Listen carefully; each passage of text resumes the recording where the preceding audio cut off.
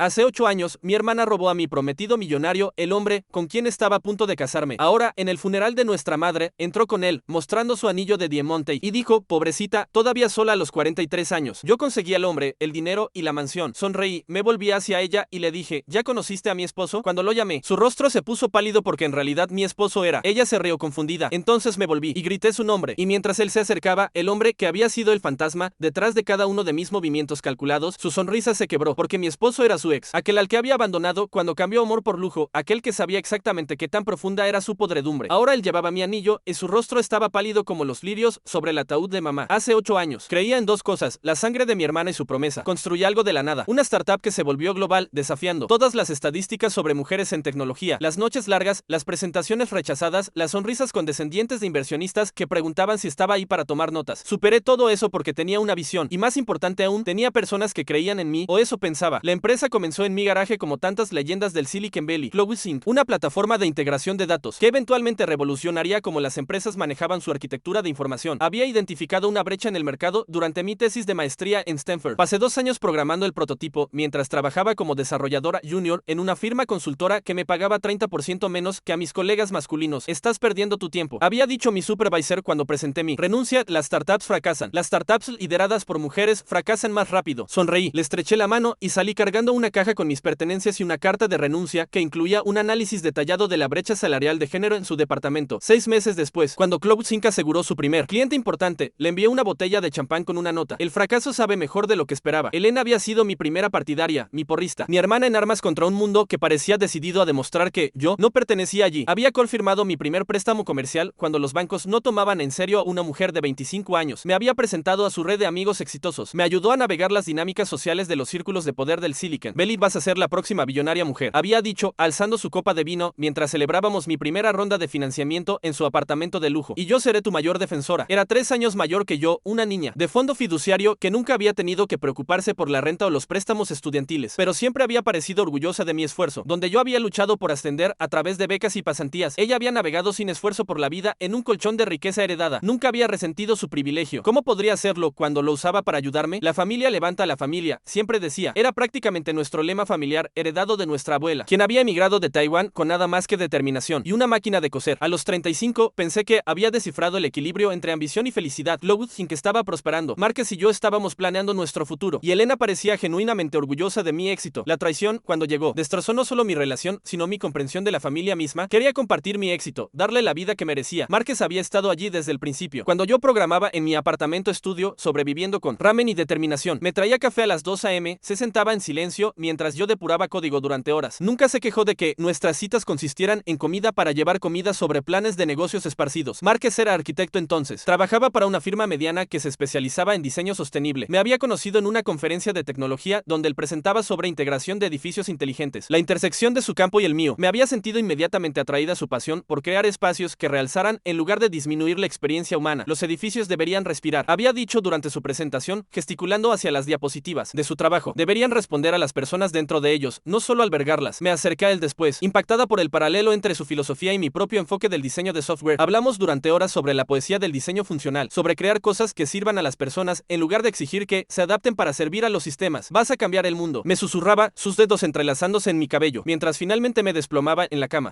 Estaré justo ahí a tu lado. Había estado sin trabajo durante 4 meses cuando nos mudamos juntos, una víctima de la caída del mercado inmobiliario comercial que había reducido la demanda de nuevos proyectos de construcción. Lo había mantenido a ambos durante ese tiempo, nunca haciéndolo sentir como una carga. Lo había visto como una inversión en nuestro futuro, un sacrificio temporal por el hombre con quien planeaba casarme. Te lo pagaré, había dicho, avergonzado por mi generosidad. Somos socios, había respondido. Los socios no llevan cuentas. Qué ingenuo había sido. Compré el anillo, 3 quilates, corte esmeralda, exactamente lo que había señalado en el escaparate de una joyería 6 meses antes. Reservé el restaurante en la azotea donde habíamos tenido nuestra primera cita real cuando apenas podía pagar los aperitivos. Le dije primero a mi hermana porque eso es lo que haces cuando la familia importa. Elena sonrió entonces, atrayéndome hacia un abrazo que olía a su perfume caro. Es perfecto para ti, dijo. Te mereces esta felicidad. Sí, pensé que me la merecía. La propuesta estaba planeada para un viernes por la noche. Márquez amaba los viernes. Decía que representaban posibilidad, la promesa de tiempo juntos sin el peso de las fechas límite. Tenía todo arreglado. Champán enfriándose, el anillo quemándome en el bolso. Un discurso que practiqué en el espejo hasta que me dolieron las mejillas de sonreír. Pero el martes cambió todo. Necesito algo de espacio, dijo, sin levantar la vista de su laptop. Estábamos en su apartamento, un lugar que se había vuelto más hogar para mí que el mío, solo para pensar sobre las cosas. Las palabras golpearon como agua helada. ¿Qué cosas? Nosotros. El futuro. No sé si estoy listo para. Gesticuló vagamente hacia la vida que habíamos construido juntos. Este nivel de compromiso. Lo miré fijamente, buscando señales del hombre que me había sostenido durante ataques de pánico cuando las reuniones con inversionistas salían mal. Quien había celebrado cada pequeña victoria como si fuera un triunfo personal. ¿De dónde viene esto? No viene de ningún lado. Solo necesito tiempo. Tiempo. Una palabra tan pequeña para algo que desenredaría todo. Le di espacio, le di confianza. 3 días sin llamar, sin aparecer en su apartamento, sin exigir explicaciones. Me sumergí en el trabajo en su lugar, revisando reportes trimestrales, aprobando campañas de marketing, cualquier cosa para mantener mis manos ocupadas y mi mente concentrada. Pero el espacio, aprendí, era solo otra palabra para oportunidad. No me enteré por él ni por ella. Me enteré por mi abogado cuando le pedí que actualizara mi testamento, agregando a Márquez como beneficiario porque había estado planeando proponerle matrimonio, planeando un futuro donde todo lo que había construido sería nuestro. David Schwartz había sido mi abogado desde los primeros días, un tiburón en traje caro que me había guiado a través de adquisiciones, disputas de patentes y desafíos regulatorios. También era una de las pocas personas en mi círculo profesional que no me trataba como un accidente afortunado. Señorita Chen, dijo, acomodándose detrás de su escritorio de caoba con el peso de malas noticias en sus hombros. Necesitamos discutir algunas irregularidades que he descubierto mientras revisaba sus documentos financieros. David vaciló. Luego suspiró. Debe saber que ha habido actividad inusual en sus cuentas conjuntas que había establecido 6 meses antes cuando Márquez se mudó. Cuentas conjuntas que se suponía financiarían nuestros sueños compartidos, la casa de la que hablábamos de comprar, la luna de miel en Japón que la había investigado obsesivamente. ¿Qué tipo de actividad? Transferencias grandes a una cuenta registrada bajo el nombre de su hermana. Márquez las autorizó usando su acceso de firmante. El mundo se inclinó. ¿Qué tan grandes? $87,000 en las últimas 2 semanas. $87, cero. Suficiente para el enganche de un condominio de lujo. Suficiente para varias juergas de compras en las boutiques que Elena frecuentaba. Suficiente para financiar una nueva vida lujosa con el prometido de otra persona. Pero eso no era todo. David sacó una carpeta gruesa. Su expresión sombría. Hay más. Su hermana ha estado haciendo consultas sobre el portafolio de propiedad intelectual de Closing a través de intermediarios, pero el rastro lleva de vuelta a ella. También ha estado en contacto con 3 de sus clientes principales, intentando posicionarse como un proveedor de servicios alternativo potencial. La traición cortó más profundo de lo que pensé posible. No era solo personal, era sabotaje profesional. ¿Cuánto tiempo ha estado pasando esto? Basándome en los registros financieros, al menos 3 meses. Pero las consultas de negocios se remontan más atrás. 6 meses, tal vez más. 6 meses. Justo cuando Márquez había comenzado a hablar sobre necesitar espacio, sobre no estar listo para el compromiso. Justo cuando Elena de repente se había interesado en mi trabajo, haciendo preguntas detalladas sobre mi modelo de negocio, mis relaciones con clientes, mis planes de expansión. Fue entonces cuando comencé a mirar más de cerca. Las noches largas cuando Márquez decía que estaba trabajando, llamé a su oficina. Me enteré de que había estado saliendo temprano durante semanas. Las miradas extrañas entre él y Elena en las cenas familiares. Miradas que descarté como incomodidad porque nunca se habían gustado particularmente. Los viajes repentinos que se superponían. Conferencias de negocios que no estaban listadas en ningún calendario profesional que pudiera encontrar. Pensaron que estaba demasiado ocupada para notarlo. Tenían razón hasta que se volvieron codiciosos. Elena siempre había sido competitiva, pero yo había confundido eso con motivación. Creciendo, había copiado mis hábitos de estudio, mis elecciones extracurriculares, incluso mi carrera universitaria, aunque había cambiado a negocios después de que un semestre de ciencias de la computación resultara demasiado desafiante. Lo había visto como halago, como unión fraterna. Era 5 años mayor, lo suficientemente mayor como para que lo hubiera admirado durante la infancia, lo suficientemente joven como para que compartiéramos amigos e intereses. Ahora, lo reconocía por lo que era, un patrón de tomar lo que no era suyo. No los confronté. No entonces. ¿Cuál habría sido el punto? Ya se habían ido emocionalmente, físicamente, espiritualmente. Me fui el mismo día que habría propuesto matrimonio. Sin despedida, sin explicación, solo silencio y un lado vacío del closet. Pero el silencio, descubrí. Es terreno fértil. Lo dejé crecer y observé. La vigilancia se sintió como una palabra sucia hasta que se convirtió en mi religión. Contraté a un investigador privado, no por evidencia de infidelidad porque ya la tenía, sino por patrones, por debilidades, por las grietas en su hermosa vida robada. Rebecca Martínez era una ex agente del FBI que se había vuelto privada. Después de 20 años de servicio federal, se especializaba en espionaje corporativo y crímenes financieros con una lista de clientes que se leía como un directorio Fortune 500. Su oficina era espartanamente eficiente, llena de archiveros y monitores de computadora, sin fotos personales o toques decorativos. ¿Quiere evidencia de impropiedad financiera?, dijo, revisando mi expediente. No adulterio. Esto es sobre negocios. Es sobre ambos. Dije, pero necesito documentación que se sostenga en corte. Cobraba $500 al día más. Gastos. Le pagué su anticipo en efectivo de una cuenta que Elena y Márquez no sabían que existía. En una semana, había compilado un expediente que se leía como una clase magistral en traición sistemática. Elena no solo había robado a mi prometido, había estado planeando robar mi empresa. Se mudaron a un penthouse que una vez había considerado comprar cuando pensé que mi dinero financiaría nuestro futuro compartido. El nombre de Elena comenzó a aparecer en revistas de estilo de vida. Heredera tecnológica encuentra el amor. La pareja poderosa redefiniendo el éxito. Ni siquiera cambió las estrategias de negocio que había compartido con ella durante sesiones de hermanas empapadas en vino. Pero era descuidada, arrogante de la manera en que la gente se vuelve cuando piensan que son intocables. Las transferencias financieras que Rebecca documentó no eran solo de mis cuentas personales. Elena había estado desfalcando de Closing mismo, usando su posición como mi contacto de emergencia licencia y firmante secundario para autorizar honorarios de consultoría a empresas fantasma que había creado. Márquez se paraba a su lado en entrevistas, su brazo alrededor de su cintura como una reclamación de propiedad. Usaba trajes que yo había ayudado a elegir. Hablaba frases que hacían eco de conversaciones que habíamos tenido sobre posicionamiento de mercado y psicología del consumidor. En un perfil particularmente brillante en la revista San Francisco, fue citado diciendo: siempre he creído en invertir en negocios liderados por mujeres. La visión de Elena para el futuro de la integración de datos es revolucionaria. La visión de Elena, mi visión reempacada y remarcada como suya. Todos aman una mentira cuando está vestida como amor. Los reportes de Rebeke pintaban el cuadro de una pareja viviendo muy por encima de sus medios, sostenida por fondos robados y credibilidad prestada. El fondo fiduciario de Elena era sustancial, pero no infinito, y sus hábitos de gasto eran adictivos a nivel cocaína. Márquez había desarrollado gustos caros durante nuestra relación: vino, arte, viajes, y no estaba dispuesto a renunciar a ellos. Están quemando dinero como si fuera gasolina, reportó Rebeke durante una de nuestras reuniones semanales. Solo el arrendamiento del penthouse es $18,000 al mes. Agrega los pagos del carro, las compras, el entretenimiento. Necesitan flujo de efectivo constante para mantener este estilo de vida, lo que significaba que necesitaban seguir robándome. La venganza, aprendí, no es rabia, es paciencia, precisión. Así que planeé, reestructuré mi empresa, vendiendo silenciosamente acciones a través de entidades fantasma, lanzando una nueva empresa bajo un seudónimo. Tecnología que haría obsoletas las estrategias robadas de Elena en 5 años, tal vez menos. Ella nunca se dio cuenta. Estaba demasiado ocupada jugando a la casita frente a las cámaras, tratando de sonar como si entendiera la arquitectura. Blockchain, la nueva empresa, Dataflow Dynamics, era todo lo que CloudSync había sido, pero mejor, más eficiente, más segura, más escalable. La fundé bajo el nombre Sarah Kim. Una identidad tan limpia que brillaba. Dirección diferente, número de teléfono diferente, todo diferente. Incluso usaba ropa diferente para las reuniones. Adopté un estilo de hablar ligeramente diferente. Mientras tanto, rastreé las grietas en su fundación. Elena gustaba de tratamientos de spa caros, viajes de fin de semana a Napa, joyería de Tiffany's que costaba más que los carros de la mayoría de la gente. Márquez había desarrollado gusto por juegos de póker de alto riesgo en clubes clandestinos en Chinatown, justificados como oportunidades de networking. Su gasto superaba incluso la considerable herencia de Elena y el dinero que me habían robado. El fondo fiduciario de Elena le proporcionaba aproximadamente $50,000 mensuales, pero su estilo de vida demandaba mucho más. Solo el arrendamiento del penthouse era $18,000 al mes, más pagos de carros, compras, entretenimiento y los gustos caros de Márquez. Más importante, su fundación no estaba construida en tierra sólida, estaba cosida con hilos robados, sostenida por mentiras y mi dinero. Fundaciones como esa no resisten bien las tormentas. La parte más deliciosa, Elena había comenzado su propia empresa, Sync Solutions, usando mi plan de negocios, mis contactos de clientes y mis estrategias de marketing. Estaba intentando posicionarse como mi competidora, aprovechando el conocimiento interno de mis operaciones y cronograma de desarrollo. Se estaba preparando para la caída de su vida, y ni siquiera lo sabía. Entonces lo conocí. James era el ex de Elena, el de antes de la fama y la fortuna, el que había sido descartado cuando ella decidió que su salario de maestro no coincidía con su imagen de éxito. Nos conocimos en una gala benéfica, uno de esos eventos donde el dinero tecnológico se mezclaba con el dinero viejo, donde iba para que me vieran apoyando las causas correctas. La gala de la Fundación de Arte Infantil de San Francisco se celebró en la Legión de Honor, todo columnas de mármol y elegancia prestada. Compré una mesa, $10,000 por 800, y la llené con empleados y clientes. Filantropía corporativa, compasión deducible de impuestos. James se paró solo, cerca de la mesa de subasta silenciosa, examinando una pieza de arte estudiantil, con interés genuino. Las piezas fueron creadas por niños de varias escuelas del área de la bahía como parte del programa de alcance de la fundación. Sin teléfono en mano, sin agenda de networking, solo apreciación silenciosa por algo hermoso. La pieza era una acuarela del Golden Gate Bridge pintada por un niño de 7 años con más entusiasmo que técnica. La oferta inicial era $50. James ya había hecho una oferta por $200. Es notable, dije, acercándome. La forma en que los niños ven el color. Levantó la vista, sonrió. Todavía no han aprendido que algunas combinaciones se supone que no funcionan. Su voz era cálida, sin defensas. Usaba un traje negro simple que había visto mejores años. Zapatos que estaban pulidos pero desgastados. Todo sobre él gritaba respetabilidad de clase media. El tipo de dignidad humilde que Elena una vez había encontrado aburrida. Estás ofertando por bastantes piezas, observé, escaneando las hojas de oferta cerca de él. El salario de maestro tiene sus límites, pero estos niños merecen ver valorado su trabajo. Gesticuló hacia la pared de arte. Además, tengo paredes en blanco en casa. Mejor llenarlas con algo que importe. Hablamos durante una hora sobre arte, sobre enseñanza, sobre la forma en que la creatividad es aplastada por las expectativas. Enseñaba arte en preparatoria en una escuela pública en Oakland. Manejaba 40 minutos en cada dirección a través de tráfico que haría maldecir a un monje budista. Había estado allí durante 8 años. Había visto recortes presupuestarios, eliminar programas de música y reducir las clases de arte a una idea tardía. Elena solía decir que estaba desperdiciando mi talento. Dijo cuando la conversación inevitablemente se dirigió a conexiones mutuas, que debería estar persiguiendo diseño comercial, publicidad, algo con mejores perspectivas financieras. Sé quién eres, dije después de que hablamos sobre sus estudiantes, sus esperanzas para sus futuros, su creencia de que la creatividad era una necesidad humana básica. Sé quién eras, replicó. Antes de todo esto, gesticuló vagamente hacia la gala, el networking, la representación de caridad que pasaba por preocupación entre los ricos. Sabía que era la fundadora de CloudSync. Sabía sobre Elena y Márquez. Sabía sobre el final muy público de nuestra relación, que había sido forraje de columnas de de chismes durante meses. No es mala persona, dijo cuidadosamente. Solo está perdida desde hace mucho tiempo. Aprecié su generosidad, aunque no la compartía. Elena no estaba perdida, era egoísta. Hay una diferencia entre confusión y crueldad. Continuamos hablando. Luego nos reunimos otra vez en una cafetería en Hayes Valley. Luego cena en un restaurante silencioso en North Beach, donde los meseros conocían su nombre y no le cobraban por pan extra. Comenzamos a construir algo de la manera correcta. James sabía sobre Márquez, sobre Elena, sobre la traición que había remodelado mi comprensión de la confianza. Yo sabía sobre la crueldad casual de Elena, la forma en que lo había hecho. Sentir pequeño por elegir pasión sobre ganancia, la erosión lenta de su autoestima bajo su crítica constante. Solía decir que me faltaba ambición, me dijo una tarde, mientras caminábamos por el Golden Gate Park, que me estaba conformando con la mediocridad. La ambición sin compasión es solo codicia. Dije, estás enseñando a la próxima generación a pensar, a crear, a soñar. Eso no es mediocridad, eso es legado. Su detuvo de caminar, se volteó para enfrentarme. ¿Es por eso que comenzaste tu empresa? ¿Por legado? La comencé para demostrar que podía. La continúo para demostrar. QIMPORT a punto. La pregunta me atormentó, sin embargo. ¿Qué estaba construyendo? ¿Qué estaba creando más allá de algoritmos y márgenes de ganancia? James trabajaba con adolescentes que probablemente nunca ganarían 6 cifras, pero estaba moldeando mentes, nutriendo talentos, dándoles a niños de barrios difíciles una razón para creer en la belleza. ¿Qué le estaba dando al mundo, además de procesamiento de datos más eficiente? 6 meses después, le propuse matrimonio, no con fanfarria o grandes gestos, sino con honestidad. Estábamos en su salón de clases, después de horas, ayudándolo a preparar para una muestra de arte estudiantil. Las paredes estaban cubiertas con trabajos en progreso, autorretratos, naturalezas muertas, expresiones abstractas de angustia y esperanza adolescente. Quiero construir una vida que sea nuestra, dije, ofreciéndole una banda de platino simple, no robada, no prestada, no construida sobre la fundación de alguien más, solo nuestra. Miró el anillo, luego a mí, luego al arte que nos rodeaba. ¿Estás segura? Quiero decir, podrías tener a cualquiera, alguien más exitoso, más sofisticado. No quiero sofisticado, dije, quiero real. Quiero a alguien que vea la pintura de un niño y oferte $200 porque cree nutrir sueños. Quiero a alguien que elige importar sobre elegir ganar. Dijo que sí. Nos casamos 6 meses después en una ceremonia pequeña en el jardín de té japonés, sin medios, sin publicidad, solo 20 personas que realmente nos importaban. Los estudiantes de James hicieron las decoraciones, flores de papel y grullas de origami en todos los colores imaginables. Mi madre lloró. Elena no fue invitada. Nuestra luna de miel fue una semana en Nuevo México, visitando museos de arte y haciendo senderismo en paisajes que parecían pinturas de Georgia O'Keeffe. James trajo un blog de dibujo y lo llenó con escenas del desierto. Traje mi laptop y no la abrí ni una vez. Así es como se siente la felicidad, dije una tarde, mientras veíamos el atardecer pintar el cielo en tonos imposibles de naranja y púrpura. Es diferente de lo que esperaba, replicó James. Más silenciosa, más sólida. Eso era exactamente correcto. Lo que había tenido con Márquez había sido intenso, dramático, lleno de grandes gestos y declaraciones apasionadas. Lo que tenía con James era estable, seguro, construido sobre lecciones diarias de apoyar los sueños del otro. Compramos una casa en New Valley, una casa victoriana que necesitaba reparaciones, que James transformó habitación por habitación. Su arte llenó las paredes, no solo su propio trabajo, sino piezas de sus estudiantes, impresiones de museos que habíamos visitado, fotografías de nuestros viajes. Era un hogar que contaba nuestra historia, no una sala de exhibición diseñada para impresionar extraños. Cuando mi madre murió, no pensé que aparecerían. Mamá había cortado a Elena después de enterarse de la traición, no porque le importara mi drama romántico, sino porque no podía perdonar el robo. La familia no le roba a la familia, había dicho, su voz aguda con decepción. Esa niña olvidó de dónde vino, pero por supuesto, Elena vino. Era teatro. Perfecto, la hija doliente, la mujer exitosa que había superado la tragedia familiar. No podía resistir el escenario, no podía dejar pasar la oportunidad de representar el papel de la hermana martirizada. Llegó tarde, haciendo una entrada en negro de diseñador. Márquez arrastrándose detrás de ella como un accesorio caro. La observé desde el otro lado del cementerio mientras examinaba la multitud, calculando quién importaba, quién podría ser útil, quién recordaría haberla visto allí. Entonces me vio. Pobrecita, dijo, acercándose con esa sonrisa practicada, que había visto en páginas de revistas. Todavía sola a los 43. Su voz llegó lo suficientemente lejos para que los dolientes cercanos le escucharan, una representación de preocupación enmascarando crueldad. Levantó su mano izquierda, el diamante capturando el cielo gris como una burla. Yo conseguí al hombre, el dinero, la mansión, continuó, su voz bajando a lo que probablemente pensó era un susurro conspirador. Es gracioso cómo funcionan las cosas. Sonreí ligeramente. ¿Ya conociste a mi esposo? La confusión que parpadeó en su rostro valía 8 años de planificación paciente. Entonces me volteé y grité su nombre. James se acercó con una confianza silenciosa de la que me había enamorado, sin arrogancia, sin representación, solo presencia sólida. La sonrisa de Elena vaciló cuando el reconocimiento amaneció. Es bueno verte otra vez, dijo, extendiendo su mano. Ella la estrechó débilmente, su rostro pálido como los lirios en el ataúd de mamá. Márquez se quedó atrás, de repente interesado en sus zapatos. El anillo de diamante que usaba, el que yo había comprado para él, capturó la luz como una acusación. ¿Cómo va la enseñanza?, preguntó Elena, su voz tensa con el esfuerzo de mantener la compostura. Maravillosamente, replicó James. Soy jefe de departamento ahora. Acabamos de lanzar un nuevo programa de integración artística. Qué lindo. La conversación murió, estrangulada por el peso de la historia y la obvia incomodidad de Elena. Siguió mirando entre James y yo, calculando, tratando de entender cómo la narrativa había cambiado sin su permiso. Más tarde, cerca de los carros, trató de salvar algo. Mira, sé que las cosas terminaron mal entre nosotras, pero la familia es familia, ¿verdad? ¿Lo es?, pregunté. Por supuesto que sí. Somos hermanas. Las hermanas no se roban los prometidos. Las hermanas no desfalcan empresas. Las hermanas no construyen imperios sobre mentiras. paz. Su rostro se endureció. Eso fue hace años. Pensé que ya lo había superado. Lo superé, dije suavemente, pero no lo olvidé. Márquez finalmente levantó la vista, sus ojos encontrando los míos por primera vez en 8 años. Vi culpa allí y algo más, reconocimiento. Sabía que yo sabía, sobre el dinero, sobre los planes, sobre todo. Sara comenzó, pero levanté una mano. No aquí, no hoy. James apareció a mi lado, su mano encontrando la mía naturalmente. ¿Todo bien? Perfecto, dije, sin apartar los ojos de Elena, solo despidiéndome. Mientras nos alejábamos, escuché a Elena sisear algo a Márquez. No pude distinguir las palabras, pero el tono era familiar, urgente, demandante, desesperado. 3 días después, Rebecca me llamó. Su han estado reuniendo, reportó. Elena ha tenido 4 citas esta semana con abogados diferentes. Márquez ha estado liquidando activos, vendiendo arte, incluso su reloj Rolex. Pánico, pánico absoluto. También hay movimiento en sus cuentas bancarias. Grandes transferencias a cuentas offshore. Era hora. Durante 8 años, había estado construyendo Dataflow Dynamics bajo mi identidad de Sarah Kim. La empresa había crecido silenciosamente, asegurando contratos con 3 de los clientes más grandes de Elena, ofreciendo mejores servicios a precios más competitivos. Su Sync Solutions estaba perdiendo clientes, perdiendo ingresos, perdiendo relevancia, pero ella no lo sabía porque había estado viviendo de fondos robados, manteniendo una fachada de éxito mientras su empresa real se desmoronaba. El golpe final llegó durante la conferencia tecnológica anual de San Francisco, donde Elena había reservado una suite presidencial para hospedar una fiesta de clientes. La misma conferencia donde había planeado anunciar una ronda de financiamiento de $50 millones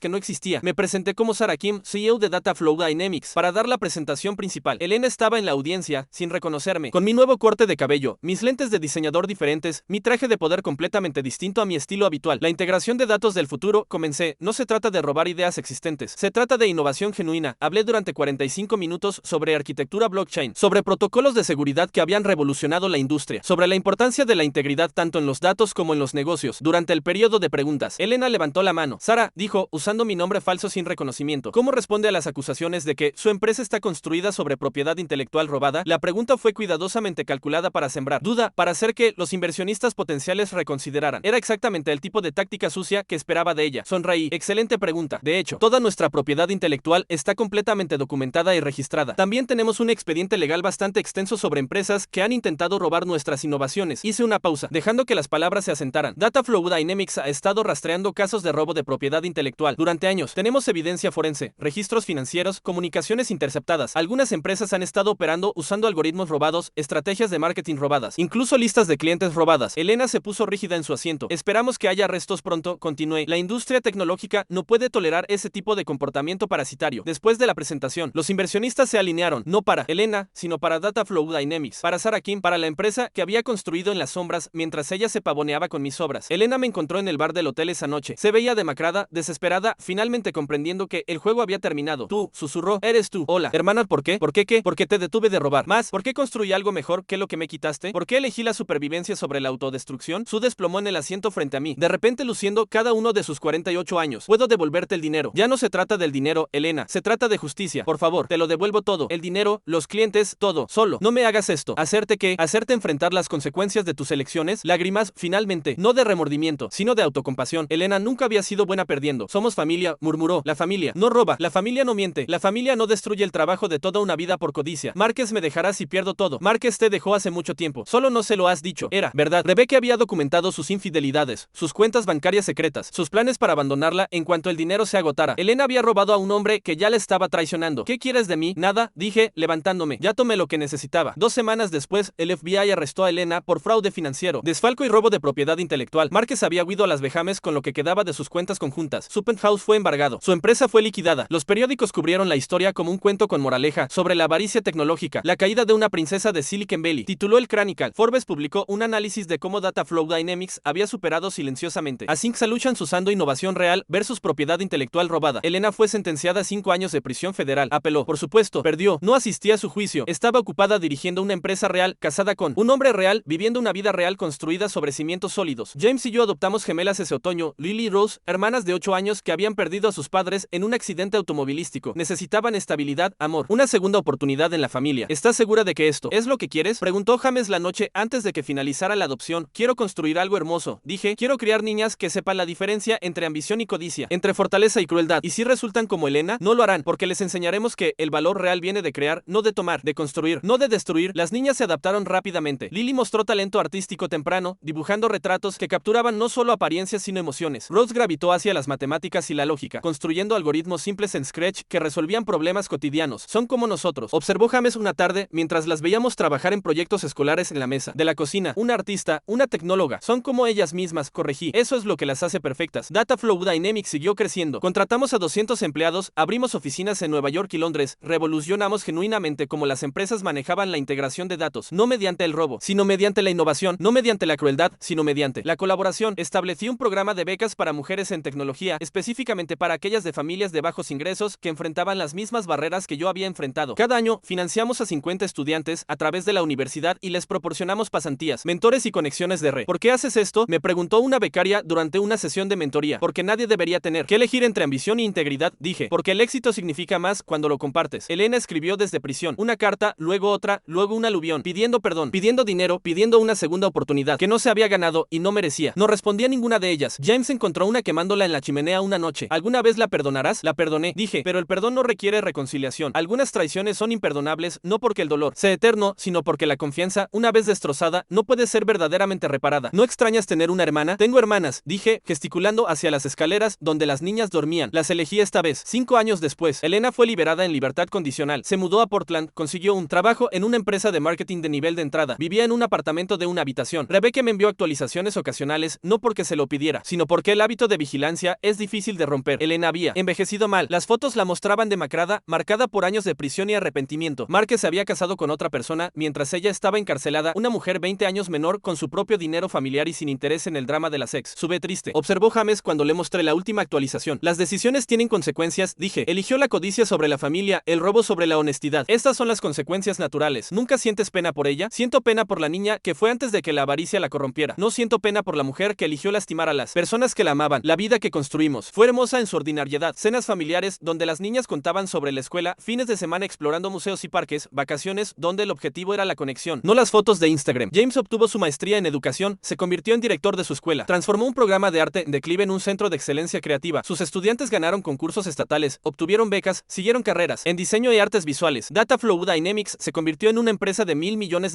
no mediante el robo, sino mediante la paciencia, no mediante la crueldad, sino mediante la consistencia. En nuestra 10ª boda, James me preguntó si me arrepentía de la venganza. No fue venganza, dije, fue justicia. Venganza habría sido destruirla por dolor. Justicia fue detenerla de lastimar a otros. ¿Cuál es la diferencia? La venganza mira hacia atrás, la justicia mira hacia adelante. La venganza es personal, la justicia protege a la comunidad. Y ahora que se acabó, ahora vivimos. Dije, construimos, creamos, amamos, hacemos que el mundo sea un poco mejor que como lo encontramos. Esa noche, mientras las niñas dormían y James calificaba ensayos de estudiantes, me senté en mi estudio y reflexioné sobre el recorrido. 8 años de planificación paciente, 8 años de construcción silenciosa, 8 años de elegir la integridad sobre la venganza inmediata. Elena había perdido todo: dinero, estatus, familia, futuro, pero esas pérdidas fueron las consecuencias naturales de sus elecciones, no el resultado de mi crueldad. Yo había simplemente cesado de ser su víctima. A veces, la mejor venganza no es venganza en absoluto. Es construir una vida tan hermosa, tan genuina, tan llena de amor real que la vida robada que una vez envidiaste se ve patética en comparación. Elena tomó mi prometido, mi dinero, mis planes de negocios, pero no pudo tomar mi capacidad de crear, de innovar, de construir algo real. No pudo tomar mi integridad o mi capacidad de amar genuinamente. Al final, ella terminó con nada porque nada de lo que tenía era realmente suyo. Yo terminé con todo porque todo lo que construí se basó en elecciones auténticas y trabajo honesto. La venganza perfecta, resulta, es vivir bien, es encontrar el amor real, construir el éxito real, crear una familia real, es elegir la creación sobre la destrucción, la construcción sobre el robo, la integridad sobre la conveniencia, es despertar cada mañana en una vida que elegiste, no una que robaste. Y cada noche, cuando James y yo revisamos a las niñas, cuando veo sus caras pacíficas en el sueño, cuando considero el futuro que estamos construyendo juntos, sé que hice las elecciones correctas, no por venganza, sino por amor, no por el pasado, sino por el futuro, no por Elena, sino a pesar de ella. La mejor venganza es una vida bien vivida, y la mía apenas está comenzando.